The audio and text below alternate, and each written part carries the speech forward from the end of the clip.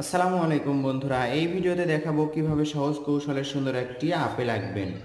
দেখুন, হালকা করে একটা বৃত্ত আঁকবো। প্রথমে আমরা বৃত্তটা হালকা করে আঁকলাম।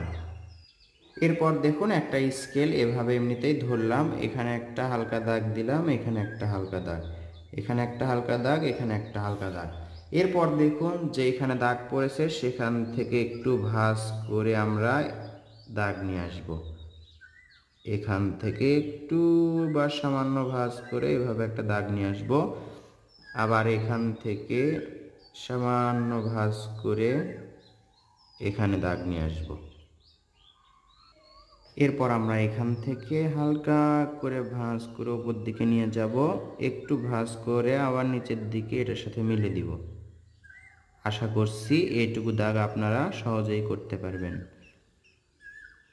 এরপর দেখুন, উপরে আমরা এভাবে একটা দাগ দিব, দাগ দিয়ে এটার সাথে লেগে দিব। এই দাগগুলো দেওয়া খুব কঠিন কিছু না।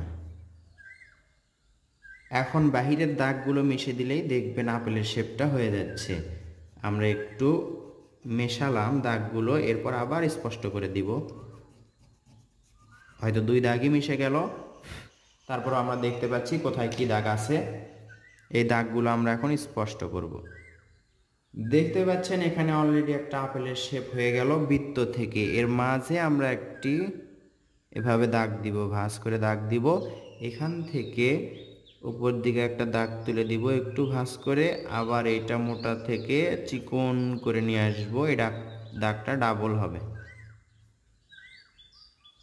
এবার এখান থেকে উপর দিকে একটা হালকা করে দাগ যাবে, একটু ডাবল হয়ে চিকন হয়ে যাবে। এখান থেকে এইভাবে একটা পাতা আঁকবো আমরা। পাতাটার মাঝে এভাবে দাগ হবে।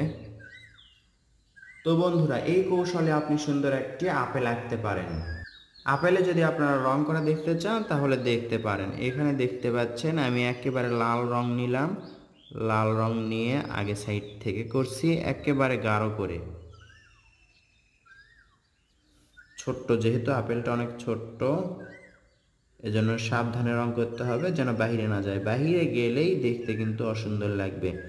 আমাদের রং করার সময় একটু মনোযোগ বা সময়টা একটু বাড়িয়ে দিতে হবে।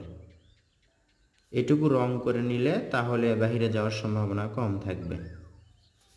মাঝে একটু আমরা হালকা করে করব।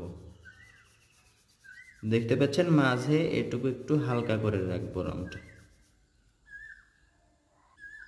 এই তো দেখতে পাচ্ছেন এরকম রংটা নিয়ে আমরা এর মাঝে ঘষে দিব। এই রংটা এখানে দেখতে পাচ্ছেন বোটার সাইড দিয়ে একটু করলাম, উপরের অংশে, দাগের উপরের অংশে করলাম আমরা। এরপর এটার সাথে আবার লাল রং মিশে দিব। এই পাশে কিন্তু গাঢ় রং হবে। ছোট বাচ্চাদের জন্য এরকম রঙের মিশ্রণের কোনো প্রয়োজন নেই, একেবারে সরাসরি লাল রং করতে পারে। হালকা রং দিয়ে আবার এটার সাথে মিলে দিব, তাহলেই শেষ। এরপর পাতায় আমরা সবুজ বা হালকা সবুজ রং করব। শেষে আমরা দাগগুলো যদি একটু স্পষ্ট করে দেই, এই দাগগুলো, তাহলে দেখতে আরো সুন্দর লাগবে। তো বন্ধুরা, অল্প সময়ে সহজ কৌশলে সুন্দর একটি আপেল আঁকলাম এবং এটাতে রং করা দেখালাম। কেমন লাগলো কমেন্ট করে জানাবেন। ভালো লাগলে লাইক কমেন্ট শেয়ার করবেন। আর নতুন হয়ে থাকলে চ্যানেলটি সাবস্ক্রাইব করে বেল আইকনটি বাজিয়ে রাখবেন। ধন্যবাদ সবাইকে। আসসালামু আলাইকুম।